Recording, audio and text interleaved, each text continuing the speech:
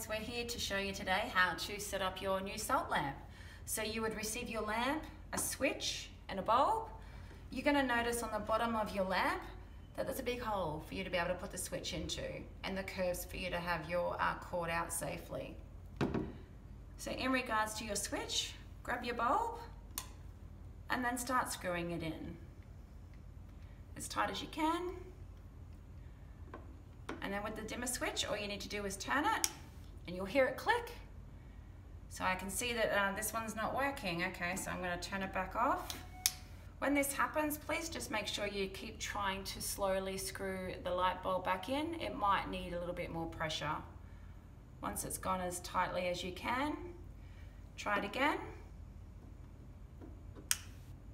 And you'll be able to see with the dimmer that you can turn the light level up quite high. And then you can turn it quite low and then all the way up to off when it clicks. So when you're going to insert the switch into your lamp, you'll find here that you can close these springs and that's going to hold your bulb in place inside of your lamp. So lay your lamp down, hold the two pins together and slowly put it inside.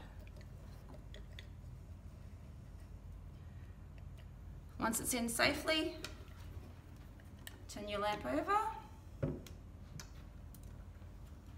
and then turn it on to the level that you like.